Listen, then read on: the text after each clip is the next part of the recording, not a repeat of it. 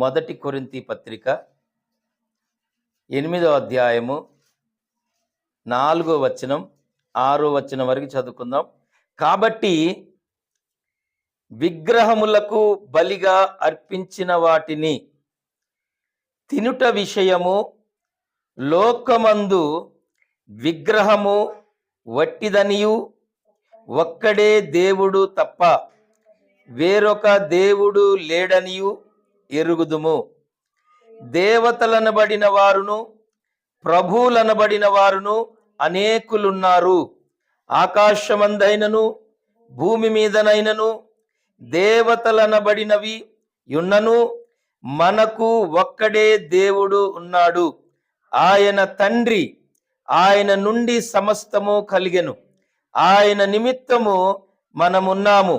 మరియు మనకు ప్రభు ఒక్కడే, ఆయన యేసుక్రీస్తు. ఆయన ద్వారా సమస్తమును కలిగెను. మనము ఆయన ద్వారా కలిగిన వారము.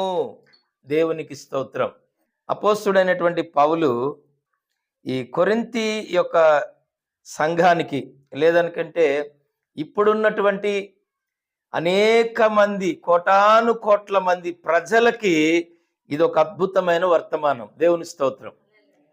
ఈ లోకంలో మొట్టమొదటిగా మనం తెలుసుకోవాల్సిన విషయం ఏంటంటే, విగ్రహములకు బలిగా అర్పించే వాటిని తినుట విషయము.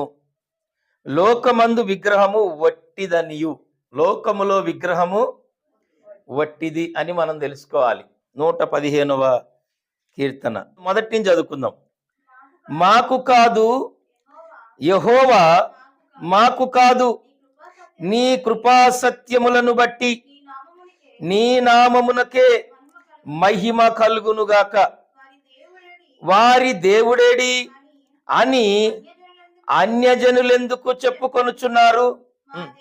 మా దేవుడు ఆకాశమందున్నాడు. వచ్చినట్లుగా సమస్తమును ఆయన చేయుచున్నాడు. వారి విగ్రహములు వెండి బంగారులువి, అవి మనుషుల చేతి పనులు. వాటికి నోరుండియు పలుకవు, కన్నులుండియు చూడవు, చెవులుండియు వినవు, ముక్కులుండియు వాసన చూడవు, చేతులుండియు ముట్టుకొనవు, పాదములుండియు నడువవు, గొంతుకతో మాటలాడవు. వాటిని చేయువారును వాటి యందు నమ్మిక ఉంచు వారందరూ వాటి వంటి వారై ఉన్నారు. ఇశ్రాయేలీలారా, యెహోవాను నమ్ముకొనుడి, ఆయన వారికి సహాయము, వారికి కేడము. దేవునికి మహిమ కలుగునుగాక. హల్లెలూయా. ఎంత స్పష్టంగా మరి భక్తుడు ఈ వాక్యాన్ని రాశాడో మరి చూడండి. దేవుని స్తోత్రం. చూడండి, అక్కడ అపోస్తుడైన పౌలు ఏమన్నాడు? ఈ లోకములో విగ్రహం అనేది ఒట్టిది. ఒట్టిది. విగ్రహములో ఏమి లేదు, జీవము లేదు. ఇప్పుడు ఇక్కడ ఈ బాటిల్ పెట్టాను, దీంట్లో జీవం ఉందా? ఇది ఇక్కడ పెట్టాను, ఇక్కడే ఉంటది. ఇక్కడ నేను తీసి అక్కడ పెడితే అక్కడ ఉంటది. దీన్ని ఎక్కడ పెడితే అక్కడ ఉంటది. అది అంతే. దేవుని స్తోత్రం. ఒకవేళ ఈ బాటిల్ని నేను దేవుడు అనుకొని దీని మీద నేను నమ్మకం ఉంచాను అనుకోండి, ఇది ఎలాగైతే వట్టిదో నేను అలాగే వట్టిగా ఉంటాను. దేవుని స్తోత్రం. హల్లెలూయా. ఇప్పుడు దీని వలన నాకు ఉపయోగం లేదు. నేను ఎవరికి ఉపయోగపడను. అర్థమైందా? ఎవరికి ఉపయోగపడనంటే అసలు ముందు నేను దేవునికి ఉపయోగపడను. నా వలన దేవునికి ఎటువంటి లాభం ఉండదు. నా వలన దేవునికి ఎటువంటి ప్రయోజనం ఉండదు. దేవుని పనిలో నేను ఏది చేయలేను. ఎందుకంటే నాకు దేవుడు, ఇగో ఈ బాటిల్, నాకు దేవుడు ఇదే. ఇది మాట్లాడదు, ఇది నాతో మాట్లాడదు. దీనికి చేతులు ఉండొచ్చు, కాళ్ళు ఉండొచ్చు, దీనికి అన్నీ ఉన్నాయి, కానీ ఇది మాట్లాడలేదు, చేతులతో పని చేయలేదు, నడవలేదు. దీని ద్వారాగా నాకే ఉపయోగం లేదు. అందుకనే అపోస్తుడైన పౌలు అంటున్నాడు, విగ్రహము ఈ లోకములో వట్టిది. చెప్పండి, విగ్రహము వట్టిదే.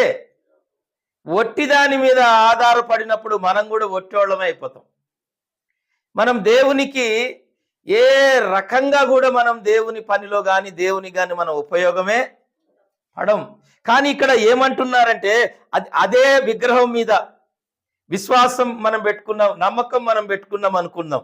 అయితే ఇక్కడ ఆయన ఏమంటున్నాడు 4వ వచనంలో, వారు విగ్రహములు వెండి బంగారువి, అవి మనుషుల చేతి పనులు, వాటికి నోరుండి పలకవు.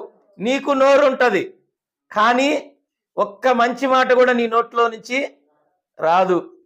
రెండవది, కన్నులుంటాయి, కానీ ఎవరు ఎట్లాంటి కష్టాల్లో ఉన్నా ఇబ్బందుల్లో ఉన్నా కూడా నువ్వు పట్టించుకో, వాళ్ళ వైపు కూడా నువ్వు చూడవు. అలాగే మూడవది ఏముంది, చెవులుండి వినవు.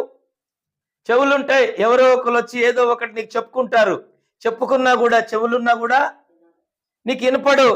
నాలుగవది ఏంది, కన్నులుండి ముక్కులుండి వాసన కూడా చూడవంట. తర్వాత చేతులుండి ముట్టుకొనవు. తర్వాత పాదములుండి నడువవు. గొంతుకతో మాట్లాడవు. వాటిని చేయి వారు వాటి యందు నమ్మకం ఉంచు వారందరూ వాటి వంటి వారై ఉన్నారు. హల్లెలూయా. ఎలాగ ఉన్నారు వాళ్ళు? ఆ విగ్రహము ఎలాగైతే పనికి రాకుండా అలా ఉన్నదో వాళ్ళు కూడా అలాగే ఉంటారు. అది ఏ విగ్రహమైనా సరే, అది యేసు ప్రభు విగ్రహమైనా, అది మరియమ్మ తల్లి విగ్రహమైనా, మరియు నా విగ్రహమైనా, నీ విగ్రహమైనా, ఏ విగ్రహమైనా, దేవుని స్తోత్రం, భూమి మీద మనుషులు చేసిన విగ్రహము అది ఏదైనా కూడా అది ఒట్టిదే. చెప్పండి, అది ఏదైనా కూడా ఒట్టిదే. ఒక విత్తనం వేస్తే ఒక చెట్టు, ఆ చెట్టుకు పూలో కాయలో పళ్ళో ఫలాలో ఏ ఒకటి వస్తాయి, కానీ ఒక విగ్రహాన్ని మనం చేసుకుంటే ఉపయోగం లేదు. దానికి నమస్కరించడం కూడా ఉపయోగము లేదు, దానికి సాగిలు పడటం కూడా ఉపయోగము లేదు. దానికి అనేకమైన ధనము డబ్బు హెచ్చించి ఖర్చు పెట్టి ఏవేవో అర్పించినా కూడా దాని వలన ఉపయోగము లేదు. ఒక చెట్టుకు నీళ్లు పోయి అది ఫలాలు ఇస్తుంది, ఒక చెట్టుకి ఎరువే అది ఫలాలు ఇస్తుంది. దేవుని స్తోత్రం. లేదంటే ఒక మూగ జీవి, ఒక కుక్కకి ఒక ముద్ద అన్నవే, అది నీ ఇంటి ముందు వచ్చి కాపలా కాస్తుంది. దేవుని స్తోత్రం చెప్పండి, హల్లెలూయా. కానీ ఒక విగ్రహానికి నువ్వు వేల కోట్లు హెచ్చించి దాన్ని తయారు చేసినా, ఏది చేసినా కూడా దాని వలన మనకు ఉపయోగం లేదు. ఒకవేళ దాని మీద విశ్వాసం వచ్చిన వారు కూడా దానిలాగే ఉంటారంట. అంటే ఏ ప్రయోజనం లేనటువంటి వ్యక్తులుగా ఉంటారు. రేపు మనం ఏ ప్రయోజనం లేని వారుగా ఈ లోకాన్ని విడిచి వెళ్ళిపోతామో మనకు జ్ఞాపకార్థపు కూడిక కూడా చాలా మంది పెట్టరు. దేవుని స్తోత్రం. జ్ఞాపకార్థపు కూడిక కూడా జరగదు. ఎందుకంటే ఏమి అతని వలన మనకు ఉపయోగము, ఏ ఉపయోగము లేదు. కనుకనే మనం ఆ వ్యక్తిని మన జ్ఞాపకానికి కూడా చేసుకోం. 4వ వచనంలో చివరి, ఒక్కడే దేవుడు తప్ప వేరొక దేవుడు లేడని ఎరుగుదము. దేవుడు ఒక్కడే. ఇవాళ ఈ యొక్క యూట్యూబ్ ఛానల్ ఓపెన్ చేస్తే ఈ భజనే ఉంటది మనకి కదా. నా దేవుడు గొప్ప అంటే నా దేవుడు గొప్ప, నా దేవుడు గొప్ప అంటే నా దేవుడు గొప్ప అని అసలు ఈ భజన వినలేక చెవులు మూసుకుంటున్నారు అందరూ. దేవుని స్తోత్రం, హల్లెలూయా. నేనేం చెప్తానంటే దేవుడుని దేవుడుగా నిరూపించాల్సిన అవసరం లేదు. హల్లెలూయా. ఇప్పుడు మా నాన్న ఉన్నాడు, ఇప్పుడు ఎవరో వచ్చి ఈయన మీ నాన్నే అని నాకు చెప్పాల్సిన అవసరం ఏంది? నాకు తెలీదా? తెలుసా తెలీదా? మరి మా నాన్న గురించి మరొక వ్యక్తి నాకు పరిచయం చేయాల్సిన అవసరం లేదు. అలాగే ఈరోజు దేవుడు అని దేవుడు గురించి తన్నుకొని చేస్తున్నారు. హల్లెలూయా. దేవుడు గురించి మనము నిరూపించాల్సిన అవసరం లేదు. ఆయన దేవుడే. దేవుని స్తోత్రం. ఆయన దేవుడే. దేవుడు ఆయన దైవత్వాన్ని బట్టి, ఆయన పరిశుద్ధతను బట్టి, ఆయన చేసే కార్యాలను బట్టి ఆయన నిరూపించుకుంటాడు. దేవుని మహిమ కలుగును గాక. మోషేని ఐగుప్తు దేశానికి పంపించాడు ఎవరు? దేవుడు. ఐగుప్తు దేశానికి పంపించినప్పుడు ఇశ్రాయేలీలను ఆ బానిసలుగా ఉన్నారు. అక్కడ ఎవరున్నారు? ఇశ్రాయేలీలు బానిసలుగా ఉన్నారు, వెట్టి చాకిరి చేస్తా ఉన్నారు, చాలా కష్టాల్లో ఉన్నారు వాళ్ళు. అయితే మోషేని పంపి దేవుడు అన్నాడు, నువ్వు వెళ్ళి వాళ్ళని ఆ బానిసలుగా ఉన్న వారిని బయటికి తీసుకొని రమ్మన్నాడు. అంటే మోషే ఏమంటున్నాడు, అయ్యా వాళ్ళు నేను వెళ్ళి చెబితే వాళ్ళు రారు, వాళ్ళు వినరు నా మాట. అంటే లేదు లేదు నువ్వు వెళ్ళు, నేను వారికి వెళ్ళి చెప్పు. అంటే లేదు నేను ఎవరని చెప్పాలి అంటే ఆయన అంటాడు, దేవుడు అంటాడు, నేను ఉన్నవాడను నేను అనువాడనని వాళ్ళకి చెప్పు అన్నాడు. సరే వెళ్ళేటప్పుడు మోషేకి 2 సూచక్రియలు కూడా చూపెట్టాడు. ఒకటి ఆయన చేతిలో ఉన్న కర్రని పాముగా చేశాడు. రెండవది ఆయన చేతిని ఇలా పెట్టుకున్న తర్వాత అది హిమము వంటి కుష్టిదిగా మారిపోయింది. మళ్ళీ తర్వాత దాన్ని స్వస్థపరిచి, అలాగే ఆయనను ఆ స్థలానికి పంపించేటప్పుడు మోషే ఒక మాట అడిగాడు, అయ్యా నేను అక్కడికి వెళ్ళాలంటే నీ సన్నిధి నాతో ఉండాలి అన్నాడు. హల్లెలూయా. నేను ఆ ప్రాంతానికి వెళ్ళి అక్కడున్న ప్రజలకి నీ సువార్తను ప్రకటించి, లేదనుకుంటా ఆ బానిసలుగా ఉన్నటువంటి వారందరిని కూడా నేను బయటికి తీసుకొని రావాలంటే నాకేం కావాలి? నీ సన్నిధి నాకు కావాలి. అంటే దేవుడు సరే అని ఆయనకి సన్నిధి తోడుగా పెట్టి పంపించేశాడు. దేవుని స్తోత్రం. అంటే దేవుని సన్నిధి మనకు తోడుగా ఉంటే దేవుడు మనతో ఉన్నట్టే. ఆమేన్ చెప్పండి. హల్లెలూయా. ఆయన మోషే ఐగుప్తు దేశానికి వెళ్ళిన తర్వాత మరి అనేకమైన అద్భుతాలు జరిగినాయి, అవునా? ఇప్పుడు మోషే అద్భుతాలు చేశాడా? దేవుడు అద్భుతాలు చేశాడా? ఒక మనిషిని నిలబెట్టుకొని, అంతే కదా, ఒక మనిషిని నిలబెట్టుకొని దేవుడు ఆయనతో ఉండి అద్భుతాలు చేసుకుంటూ వచ్చాడు. దేవుని మహిమ కలుగును గాక. కానీ ప్రజలు, ఆ యొక్క ఐగుప్తు దేశంలో ఉన్న ప్రజలు, ఆ ఐగుప్తీయులు ఎవరు కూడా గుర్తించలా. ఎన్నో అద్భుతాలు చేశాడు, ఎన్నో ఆశ్చర్యమైన నీళ్లని రక్తముగా మార్చాడు. ఊరిలో ఉన్న కప్పలన్నీ వచ్చినాయి, పేలు వచ్చినాయి, మిడతలు వచ్చినాయి, ఇలాగే ఎన్నో అద్భుతాలు చేశాడు. ఎన్ని అద్భుతాలు చేసినా కూడా ఆ ఊరిలో ఉన్న మాంత్రికులు, మంత్రకారులు, వీళ్ళందరి దగ్గర ఉన్నంత శక్తుల కంటే కూడా మోషేలో ఉన్న శక్తి అద్భుతమైన శక్తి అని ఆ ఊరంతా తెలుస్తుంది అని ఎవరు కూడా నమ్మారా? ఎవ్వరు నమ్మలా. చివరి దాకా నమ్మలా. చివరాఖరికి ఆ ఐగుప్తు దేశంలో ఉన్నటువంటి 2 సంవత్సరాల తొలుసూలు పిల్లలందరూ కూడా చనిపోయారు.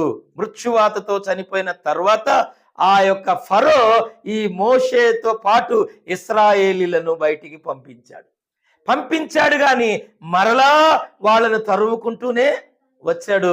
చివరాఖరికి ఇశ్రాయేలీలు కళ్ళ ముందు పెద్ద సముద్రం 2 పాయలైపోయింది, అవునా? పెద్ద సముద్రం 2 పాయలైపోయింది. ఆ సముద్రమును ఆరిన నేలగా దేవుడు మార్చి నీళ్లను గోడగా కట్టి ప్రజలందరినీ దాటించి మరి శత్రువులందరినీ కూడా ఆ యొక్క సముద్రములో ముంచివేశాడు. దేవుని స్తోత్రం. అయినా కూడా ఇశ్రాయేలులు మాత్రం సరి అయినటువంటి మార్గములో నడవలేదు. అందుకనే ప్రియమైన దేవుని బిడ్డలారా, ఈనాటి క్రైస్తవులు కూడా ఇప్పటికీ కూడా దేవుడని చెప్పడానికే ఎంతో మంది ఆర్భాటముతో అల్లాడిపోతున్నారు. దేవుని స్తోత్రం. దేవుణ్ణి దేవుడు అని చెప్పాల్సిన అవసరం లేదు. ఆయన శక్తి ద్వారా ఆయనే నిరూపించుకుంటాడు. ఇది ఎప్పుడైతే ఒక క్రైస్తవుడు తెలుసుకుంటాడో అప్పుడు మొదటిగా దేవుణ్ణి ఏమడుగుతాడంటే, అయ్యా నీ సన్నిధి నాకు తోడుగా ఉంచని అడుగుతాడు. దేవుని స్తోత్రం. దేవుని సన్నిధి మనకు తోడుగా ఉంటే మనం వెళ్ళిన ప్రతి స్థలములో దేవుడుగా నిరూపించుకోవడానికి నీ ద్వారా ఆయన గొప్ప కార్యాలు చేస్తాడు. ఆమేన్ చెప్తారా? ఏం చేస్తాడు? గొప్ప కార్యాలు చేస్తాడు. నువ్వు ఎక్కడ ఉంటే అక్కడ గొప్ప కార్యాలు జరుగుతూనే ఉంటాయి. నువ్వు దేవుని నామాన్ని గణపరుస్తూనే ఉంటావు. ఆమేన్ చెప్తారా? దేవుడు నిన్ను కూడా గణపరుస్తూనే ఉంటాడు. నువ్వు దేవుణ్ణి గణపరచడం ప్రారంభించినప్పుడు, దేవుడు నిన్ను గణపరుస్తున్నప్పుడు అక్కడ ప్రజలు ఏం గుర్తిస్తారంటే, ఇదిగో ఈ వ్యక్తికి దేవుని సన్నిధి తోడు ఉంది. ఆమేన్ చెప్పండి. ఈ వ్యక్తికి దేవుని సన్నిధి తోడై ఉంది. అంటే ప్రజలు నమ్మినా నమ్మకపోయినా, వారు మనకు సహకరించకపోయినా దేవుని పని జరుగుతూనే ఉంటుంది. హల్లెలూయా. దేవుని పని జరుగుతూనే ఉంటది. దేవుడు మనల్ని ఘనపరుస్తూనే ఉంటాడు, పోషిస్తూనే ఉంటాడు. మన ప్రతి అవసరము ఆ కళ్ళ ముందే తీరుస్తుంటాడు. దేవుని స్తోత్రం. బైబిల్ ఏం చెప్తుందంటే, నీ శత్రు ఎదుట నీకు నేను భోజనము సిద్ధపరిచి ఉన్నాను. Praise the lord. ఎక్కడైతే మనకు శత్రువులు విస్తరించబడుతుంటారో వారి మధ్యలో మనకు భోజనం సిద్ధపరుస్తారు. చెప్పండి ఆమేన్ చెప్పండి. హల్లెలూయా. దేవుడు నమ్మదగిన వాడు. దేవునికి మహిమ కలుగును గాక. హల్లెలూయా. సరే, 5వ వచనంలో ఉంది, దేవతలను బడిన వారు, ప్రభువులను బడిన వారు అనేకులున్నారు. ఆకాశమందైనను భూమి మీదైనను దేవతలను బడిన అనబడినవి ఉన్నను మాకు ఒక్కడే దేవుడు ఉన్నాడు. ఆయన తండ్రి. ఆయన నుండి సమస్తము కలిగెను. ఆయన నిమిత్తము మనం ఉన్నాము. మరియు మనకు ప్రభు ఒక్కడే, ఆయన యేసుక్రీస్తు. ఆయన ద్వారా సమస్తము కలిగెను. మనము ఆయన ద్వారా కలిగిన వారము. దేవుని స్తోత్రం. మనకు తండ్రి ఒక్కడే, ప్రభు ఒక్కడే, దేవుడు ఒక్కడే. Praise the Lord. హల్లెలూయా. మన దేవుడే మనకు తండ్రి ఉన్నాడు. మన తండ్రే మనకు ప్రభు అయి ఉన్నాడు. దేవునికి మహిమ కలుగును గాక. హల్లెలూయా. ఇప్పుడు సమస్తం అంట ఆయన మూలంగానే కలిగినాయి అంట. దేవుని స్తోత్రం. ఆయన లేకుండా ఏది కలగలేదు. కలిగినవన్నీ ఆయన మూలముగానే కలిగినవి. దేవుని స్తోత్రం చెప్పండి. హల్లెలూయా. 1 కొరింథీ పత్రిక 12వ అధ్యాయము 6వ వచనం చూడండి. నానా విధములైన కార్యములు కలవు గాని అందరిలోనూ అన్నిటినీ జరిగించు దేవుడు ఒక్కడే. అబ్బా, ఎంత అద్భుతంగా ఉంది మాట. అసలు ఎంత చక్కగా ఉంది అక్కడ. చూడండి, నానా విధములైన కార్యములు కలవు గాని అందరిలోనూ అన్నిటినీ జరిగించు దేవుడు ఒక్కడే. దేవుని స్తోత్రం. ఆ ఒక్కడే దేవుణ్ణి మనం ప్రకటిస్తున్నాం. Praise the Lord. హల్లెలూయా. అందుకనే అపోస్తులు అంటారు, మేము సిలువ వేయబడిన క్రీస్తుని ప్రకటిస్తున్నాము. వాళ్ళు ఎవరి గురించి ప్రకటించారు? అపోస్తులు, ఆది అపోస్తులు. సిలువ వేయబడిన క్రీస్తును ప్రకటిస్తున్నారు. ఇప్పుడు మనం ఎవరిని ప్రకటిస్తున్నాము? పునరుద్ధానుడైన యేసు క్రీస్తును ప్రకటిస్తున్నాం. ప్రైజ్ ది లార్డ్ చెప్పండి. హల్లెలూయా. వాళ్ళు సిలువ వేయబడిన క్రీస్తును ప్రకటిస్తే ఇప్పుడు మనం ఎవరిని ప్రకటిస్తున్నాం? తిరిగి లేచిన యేసును ప్రకటిస్తున్నాం. మరణాన్ని గెలిచి తిరిగి లేచిన యేసుని, దేవుణ్ణి, రక్షకుణ్ణి, విమోచకుణ్ణి ప్రకటిస్తున్నాం. నీ దేవుడు తిరిగి లేచి ఉన్నాడు. ఆయన మృతుడు కాదు, ఆయన సజీవుడు. ఆమేన్ చెప్పండి. ఆమేన్. ఆయన ఎవరండి? సజీవుడు. మరణము గెలిచి తిరిగి లేచినటువంటి దేవుడు. ఈరోజు నువ్వు ఎవరిని ప్రకటించాలి? సజీవుడైన దేవుణ్ణి ప్రకటించాలి. చూడండి, చనిపోయిన వారికి మనం ఏది పెట్టినా కూడా ఉపయోగం లేదు. బ్రతికి ఉన్న వారికి ఏది పెట్టినా మరలా వాళ్ళు అంతకు మించి ఒకవేళ దేవుడు వాళ్ళ ద్వారా మనకు సాయం చేయొచ్చు. Praise the Lord. హల్లెలూయా. అదే విగ్రహమునకును సజీవుడైనటువంటి దేవునికి ఉన్న తేడా. దేవుని స్తోత్రం. విగ్రహము దగ్గర ఏది పెట్టినా తిరిగి మనకేమీ రాదు. సజీవుడైనటువంటి దేవుని సన్నిధిలో మనం ఏది అర్పించినా అంతకు మించి దేవుడు మనకిస్తాడు. Praise the Lord. హల్లెలూయా.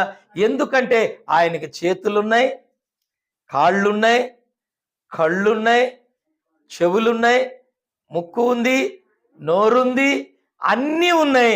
ఆయన సజీవంగా ఉన్నాడు. Praise the lord. ఆయన చూస్తున్నాడు. ఒక సహోదరి, బైబిల్లో మీకు తెలుసు, ఒక సహోదరి ఆమె ఏం చేస్తుందంటే ఆ ఆరాధన అయిపోయిన తర్వాత కానుకేస్తుంది. ఏం చేస్తుంది?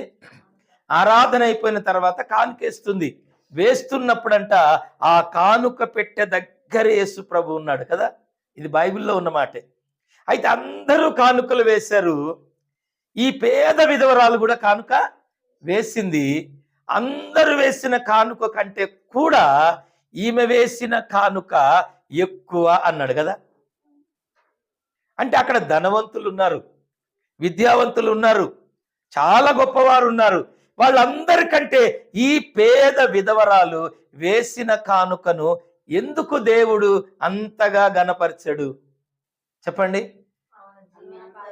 ఆమెకి కలిగినదంతయు ఉన్నది 2 కాసులు కదా. ఆ 2 కాసుల్ని ఆ కానుక డబ్బలో వేసేసింది. ఎందుకు? ఆమెకి నమ్మకము, నా దేవుడు పునరుద్ధానుడు, ప్రైజ్ ది లార్డ్, నా దేవుడు సజీవుడు, నాకు మరలా చెప్పండి ఇస్తాడు. దేవుని స్తోత్రం, హల్లెలూయా. నీవు 2 కాసులు విత్తావు, ఆయన నీకు 100 కాసులైన ఇవ్వచ్చు. దేవుని మహిమ కలుగును గాక. ఎందుకంటే ఇవ్వుట వలన చూడండి నీకు మరలా తిరిగి ఇవ్వబడుతూనే ఉంటుంది. అందుకనే బైబిల్లో ఒక మాట ఉంటది, మొదటి రాజుల గ్రంథంలో మరి ఏలియా అంటాడు కదా, 2 తలంపుల మధ్య మనము బ్రతకకూడదు. దేవుని స్తోత్రం. క్రైస్తవులమైన మనకు ఎన్ని తలంపులు ఉండాలి? ఒకే తలంపు ఉండాలి. దేవుడు నా జీవితంలో ఈ కార్యము 100% చేస్తాడు, ఆమేన్ చెప్పండి అన్న ఆలోచన, అన్న నమ్మకము నీ మనస్సులో ఉంటే, ఖచ్చితంగా దేవుడు నీకు బయలుపరిస్తే, అది దేవుడే చెప్తే నీ జీవితంలో జరుగుతుంది. ఆమేన్ చెప్తారా? దేవుడు నీకు బయలుపరిచింది, దేవుడు నీకు చూపించింది, దేవుని ఆలోచన నీకు తెలియజేసింది, ఖచ్చితంగా దేవుడు నెరవేరుస్తాడు. ఆమేన్ చెప్పట్లా మీరు? ఆమేన్. నెరవేరుస్తాడు. ఎందుకంటే దేవుడు చెప్పింది, దేవుని నోట నుంచి వచ్చిన ఏ మాట కూడా నిరర్ధకము కానేరదు. ఆమేన్. ఆయన నోటితో నీకే మాట చెప్పినా అది నిరర్ధకము అది మేలైనను కీడైనను. కీడైతే ఖచ్చితంగా నువ్వు ఆయనకు మొర పెడితే తొలగిపోద్ది. దేవుని స్తోత్రం. మేలైతే అది 100%, 1000% దేవుడు చెప్పింది నీ జీవితంలో జరుగుతుంది. హల్లెలూయా. నీకు ఉండవలసింది 2, ఒకటి నమ్మకము, 2వది విశ్వాసం. చెప్పండి. మొదటిది నమ్మకం, 2వది విశ్వాసము. ఈ 2 నిన్ను నిలబెడతాయి క్రీస్తులో. నీ డబ్బు, నీ బంధువులు, నీ బలగం, నీ సంఘం, నీ చుట్టాలు, ఈ పాస్టర్లు, పాస్టరమ్మలు ఎవ్వరు కూడా నిన్ను నిలబెట్టరు. నిన్ను నిలబెట్టేది ఆ దేవుడి మీద ఉన్న నీకున్న నమ్మకం, ఆ దేవుడి మీద నీకున్న విశ్వాసము. ఈ 2 నిన్ను ఎక్కడైనా నిలబెడతాయి. దేవుని స్తోత్రం. ఎందుకు? ఆయన ఇప్పటి వరకు బైబిల్ ఏం చెప్తుందంటే, తనను నమ్మి వెంబడించు వారిని ఈ రోజు వరకు కూడా దేవుడు సిగ్గుపరచలేదు. ఆమేన్ చెప్తారా? ఆయన ఇప్పటి వరకు ఎవ్వరిని కూడా ఆయన అన్నాడు సిగ్గుపరచలేదు. అందుకని అంటాడు, ఇశ్రాయేలీలను కాపాడువాడు కునుకడు నిద్రపోడు. ఆమేన్ చెప్తారా? ఇశ్రాయేలీలు అనగా యేసు రక్తములో కడగబడినటువంటి, యేసు రక్తములో పరిశుద్ధపరిచినటువంటి, యేసు రక్తములో శుద్ధి చేయబడినటువంటి, యేసు క్రీస్తు యొక్క ముద్రను కలిగినటువంటి వారిని ఇప్పటి వరకు ఆయన ఎన్నడూ కూడా సిగ్గు పరచలేదు. వారిని కాపాడే దేవుడు కునుకడు నిద్ర పోడు. దేవునికి మహిమ కలుగును గాక. నీకు ఉండవలసింది నమ్మకం. ఆ విధవరాలకున్నది ఆ నమ్మకముతోనే ఆ 2 కాసులు అందులో వేసింది. అక్కడ 100,000 మంది ఉన్నారు. ఆరిలో యేసు ప్రభు సాక్ష్యం ఇస్తున్నాడు, ఈ విధవరాలు ఇచ్చిన కానుక మీ అందరికంటే ఎక్కువ. దేవుని స్తోత్రం. ఆమె ఇచ్చింది 2 కాసులే. ఆడ 100 కాసులు వేసిన వాళ్ళు ఉన్నారు, 1000 కాసులు వేసిన వాళ్ళు ఉంటారు కదా. అందరికంటే ఈమె ఎందుకు వేసింది ఎక్కువ అంటే, వారు కలిగిన దానిలో నుండి, ఉన్న దానిలో నుండి కొంత తీసుకొని వచ్చి వేశారు. కానీ ఈమె జీవనమంతయు వేసేసింది. ప్రియమైన దేవుని బిడ్డలారా, దేవుని మీద మనము ఆనుకుంటే పూర్తిగా ఆనుకోవాలి. నమ్మితే పరిపూర్ణంగా నమ్మాలి, వెంబడిస్తే పరిపూర్ణంగా వెంబడించాలి. ఏదైనా కార్యం చేయాలనుకుంటే దేవుని కొరకు పరిపూర్ణంగా చేయాలి. దేవుని స్తోత్రం. దేవుడు కూడా మన జీవితంలో పరిపూర్ణంగా అద్భుతాలు చేస్తాడు. దేవుని మహిమ కలుగును. ఈ లోకములో 2 తలంపుల మధ్యలో మనం బ్రతకనే కూడదు. దేవుడు చేస్తాడో చెయ్యడో, ఇస్తాడో ఇవ్వడో ఈ సమస్య పోతుందో పోదో, ఈ రోగం తగ్గుతుందో తగ్గదో, నేను బాగుపడతానో బాగుపడనో, నా బ్రతుకు ఇంతేనో ఇంకేమైనా మారుతుందో లేదో అన్న ఆలోచనలు ఈ రోజు నుండి పక్కన పెట్టి ఒక ఆలోచన మనం కలిగి ఉందాం. దేవుని స్తోత్రం. ఆ ఒక్క ఆలోచన ఏంటంటే, నీకు దేవుడు ఏం చెప్పాడు? Praise the lord. నీకు దేవుడు ఏం చెప్పాడు అదొక్కటే నువ్వు పట్టుకో. Praise the lord. అదొక్కటే నువ్వు కలిగి ఉండు. ఆ ఒక్క మాటే నీ జీవితంలో అద్భుతాలు చేస్తుంది. Praise the lord.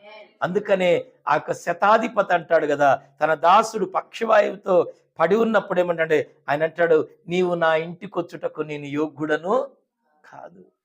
ఒకవేళ నేను నీ వద్దకు రావడానికి కూడా నేనంత అర్హత నాకు లేదు.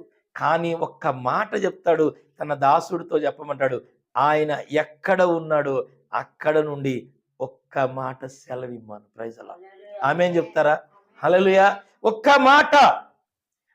మాట సెలవిమ్మని చెప్పు ఆయనతో. ఆయన ఒక్క మాట సెలవిస్తే ఇదిగో ఇక్కడ నా దాసుడు స్వస్థత పొందుకుంటాడు. అదే మాట ఈరోజు నేను మీకు చెప్పేదంటే, దేవుడు మీతో మాట అయితే చెప్పాడో అదే జరుగుతుంది. ఆమేన్. అయితే దేవుడు మీతో చెప్పిన మాట ఏంటో దాన్ని ఒక్కసారి మీరు జ్ఞాపకం తెచ్చుకోండి. Praise the lord. దేవుడు ఏం చెప్పాడు? ఆ ఒక్క మాట జ్ఞాపకం తెచ్చుకొని ఆ ఒక్క మాట పట్టుకొని దేవునికి మీరు కృతజ్ఞతాస్తుతులు చెల్లించండి. ఆమేన్. ప్రభువా, నువ్వు నాతో ఈ మాట మాట్లాడావు, నా జీవితంలో ఇది మీరు జరిగించండి. ఆమేన్. ఈ నీ మాటకు నేను కట్టుబడి ఉంటాను. నా జీవితంలో నీ వాగ్దానము నెరవేర్చబడునుగాక. ఆమేన్. చివరిగా ఒక్క మాట నేను చెప్పి ముగించేస్తాను. చూడండి, ఎఫెసీయులు రాసిన పత్రిక 4వ అధ్యాయము 6వ వచనం. అందరికీ తండ్రి అయిన దేవుడు ఒక్కడే, ఆయన అందరికీ పైగా ఉన్నవాడై అందరిలోనూ వ్యాపించి అందరిలో ఉన్నాడు. ఆమేన్ చెప్తారా? ఆమేన్. దేవునికి మహిమ కలుగును గాక. చూడండి, అందరికీ తండ్రి అయిన దేవుడు ఒక్కడే, ఆయన అందరికీ పైగా ఉన్నవాడై అందరిలోనూ వ్యాపించి అందరిలోనూ ఉన్నాడు. అయితే మనలో ప్రతి వానికిని క్రీస్తు అనుగ్రహించు వరము యొక్క పరిమాణము చొప్పున కృప ఇవ్వబడెను. దేవుని స్తోత్రం. అంటే క్రీస్తు ఎవరికి ఎంత ఇస్తే అంతే. దేవుని స్తోత్రం. ఇవాళ వెనకటికి కొంతమంది 10 మంది పిల్లల కన్నోళ్ళు కూడా ఉన్నారా? కొంతమంది 12 మందిని కన్నోళ్ళు ఉన్నారు, 15 మందిని కన్నోళ్ళు ఉన్నారు. ఈ కాలంలోకి వచ్చిన తర్వాత ఒక్కరితో అక్కడితో ఆగిపోతుంది. దేవుని స్తోత్రం. ఒకరికి 2, ఒకరికి 3, అంటే రాను తగ్గిపోతూ వచ్చింది. అంటే దేవుడు ఎవరికి వారికి ఈ పరిమాణము కొలది ఎవరికి ఏది ఇస్తే అదే నిలబడుతుంది. దేవుని మహిమ కలుగును గాక. ఎందుకంటే ఆయన కృపను బట్టి, ఎవరి కృపను బట్టి? ఆ 7వ వచనంలో ఏముంది చూడండి. అయితే మనలో ప్రతి వానికిని క్రీస్తు అనుగ్రహించు వరము యొక్క పరిమాణము చొప్పున కృప ఇవ్వబడెను. పరిమాణము ఏందంటే అది పరిమాణము. మనకి ఎంత ఇస్తే అంతే. అది ఎవరు ఇచ్చారు? దేవుడు ఇచ్చాడు. ఇచ్చిన దాన్ని బట్టి మనం ఏం చేయాలి? కృతజ్ఞత చెప్పాలి. అంతకు మించి మనం ఎక్స్ట్రాలు ఏం చేయకూడదు. గట్టిగా చెప్పండి హల్లెలూయా. ఎందుకు? ఇక మనం ఏం చేయడానికి కుదరదు. అది దేవుడు నాకు ఇది ఇవ్వాలనుకున్నాడు, ఇదే ఇచ్చాడు. మరి నా ఆలోచన చాలా పెద్దగా ఉంటుంది. మరి నా ఆలోచన పెద్దగా ఉన్నంత మాత్రాన నా ఆలోచనలు నెరవేరుతాయా? నెరవేరు. నా ఆలోచనలు కాదు, దేవుని ఆలోచనలే జరుగుతాయి. అంతేనా కదా? దేవుని ఆలోచనలే మన జీవితంలో జరుగుతాయి. మన ఆలోచనలు ఏవి కూడా జరగవు. అంటే ఆయన మనకి ఇది ఇవ్వాలని నియమించాడు. అంతే. ఆమేన్ చెప్పండి. నీకు ఇది ఇవ్వాలనుకున్నాడు, ఇది ఇచ్చేశాడు. దాన్ని బట్టి నువ్వేం చేయాలి? కృతజ్ఞతాస్తుతులు చెల్లించాలి. ఇచ్చిన దాన్ని భద్రంగా కాపాడుకుంటే చాలు. దేవుని స్తోత్రం. నీకు ఇచ్చింది ఏదైనా సరే, నీకు దేవుడిచ్చింది, నీకు ఏది ఇచ్చాడో దాన్ని నువ్వు భద్రంగా కాపాడుకోవాల్సింది. దేవుడు మనకిచ్చింది మొదటిగా మనకి మన పాపాలు క్షమించాడు కదా. ఏం క్షమించాడు? మన పాపాలు క్షమించి మనకు రక్షణ, మారు మనస్సు ఇచ్చి, పరిశుద్ధాత్మ అభిషేకాన్ని ఇచ్చి, మంచి వాక్యాన్ని దేవుడు ఇచ్చాడు. Praise the lord. అయితే దేవుడు మనకిచ్చింది మనము కాపాడుకున్నట్లయితే ఈ వాక్యమే మనల్ని అభివృద్ధి చేస్తుంది. హల్లెలూయా. ఈ వాక్యమే మనకి మార్గాలు తెరుస్తుంది. దేవునికి స్తోత్రం. దావీదు దగ్గరికి వెళ్ళింది వాక్యం, అబ్రహాము దగ్గరికి వెళ్ళింది వాక్యం. ఈరోజు నీ దగ్గరికి వచ్చింది, నా దగ్గరికి వచ్చింది. దేవునికి స్తోత్రం. వాళ్ళు దాన్ని కాపాడుకున్నారు, గొప్పవారయ్యారు. దేవుని స్తోత్రం. నువ్వు కూడా ఈ వాక్యాన్ని కాపాడుకో. దేవుని చేతిలో మకుటము లేనటువంటి మహారాజులాగా నిలబడు. దేవునికి మహిమ కలుగునుగాక. దేవుడు మన కుటుంబాల్ని దీవించునుగాక. ఆమేన్. అందరికీ వందనాలు. అందరికీ వందనాలు.